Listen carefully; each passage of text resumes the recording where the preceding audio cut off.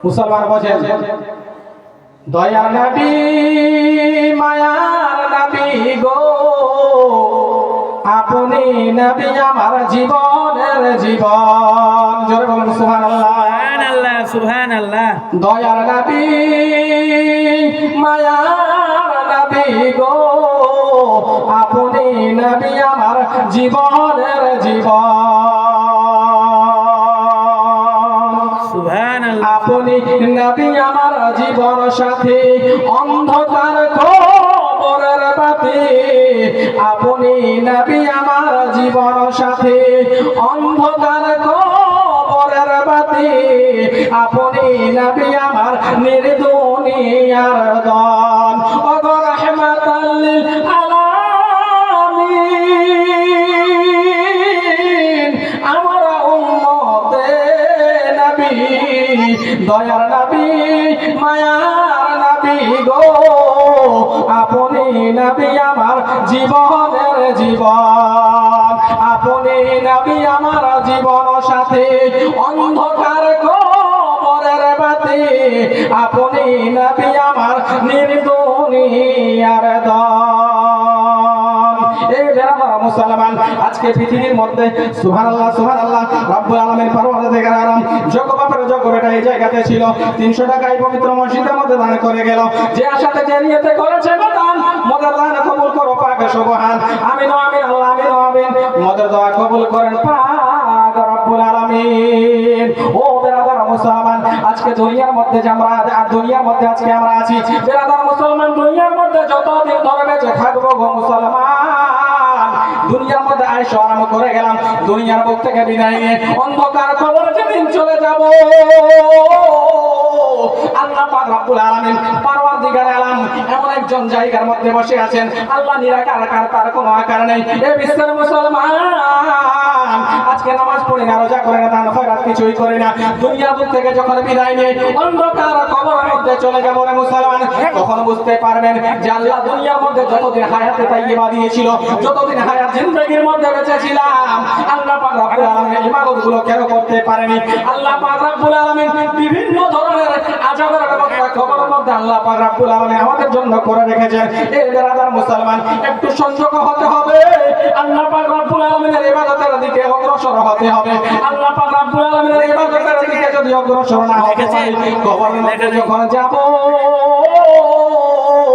কবরের মধ্যে যাওয়ার সঙ্গে সঙ্গে 40 কদম হেঁটে যখন বাড়ির দিকে সবাই রওনা দিয়ে দিবে রে মুসলমান কবরটা চতুর্দিক থেকে আপনাকে চাপ দিতে আরম্ভ করবে।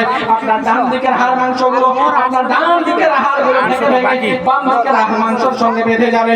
আপনার বাম দিকের হাড়গুলো ভেঙে ভেঙে ডান দিকের মাংসের সঙ্গে বেঁধে যাবে। কি করে এগুলো সহ্য করব মুসলমান? আমাদেরকে শুধু পরিবর্তন হতে হবে। আল্লাহ পাক রব্বুল আলামিনের ইবাদতের দিকে শামিল হতে হবে। যদি না করতে পারি বাবা নিয়ে যেতে বললো চুপচাপ থাকবে এখানে। সুবহানাল্লাহ সুবহানাল্লাহ। জগবাবের যোগ্য বেটা এই জায়গাতে ছিল 500 টাকা এই মসজিদে দান করে গেল। যে আসাতে যে নিয়তে করেছে গো দান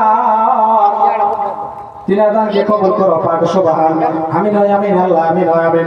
আমাদের দোয়া কবুল করেন পাক রব্বুল আলামিন। বিরাদার মুসলমান আমি কি করব এই জান্নাতে আল্লাহ পাক রব্বুল আলামিন পরওয়ারদিগার আলম আপনাদেরকে আমাদেরকে একত্রিত করে পবিত্র মজলিসের মধ্যে আসার দান করেছেন। এই জলসার মধ্যে আসতে পেরেছি রে বাবা যে এটা হচ্ছে একটা আল্লাহর দান।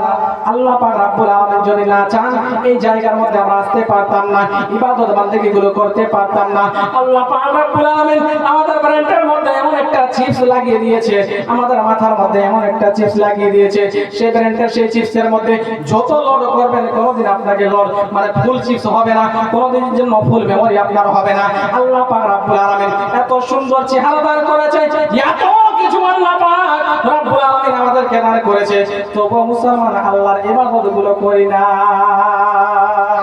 সুবহানাল্লাহ আমরা মুসলমান মোবাইলের মধ্যে মেমোরি লাগান, দেখবেন বেশি লোড করবেন তো এলাও নাই বলে এলাও হবে না, বেশি লোড হয়ে গেছে চিপস ফুল। আর আল্লাহ এমন একটা মেমোরি আমাদের ব্রেনের মধ্যে দিয়েছে যত চাইবেন লোড করবেন কোনোদিনের জন্য সেই মেমোরি লোড করতে পারবেন না। এর থেকে বড় নিয়ামত আর পৃথিবীর মধ্যে কি হতে পারে?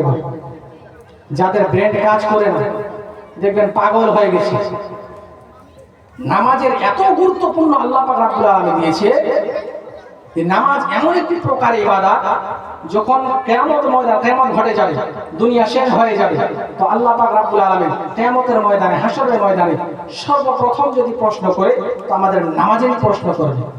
সর্বপ্রথম প্রশ্ন একটাই প্রশ্ন দিই, তোমাদের নামাজের অবস্থাটা কি ছিল?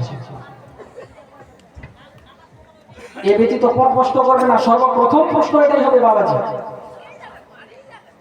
হযরতে বিলাল হাবশী তিনি নামাজ আদায় করতেন আপনাদের মতো আমাদের মতো, আমাদের মতো আপনাদের মতো না, তিনি সেরকম ইবাদত বন্দেগী করতেন।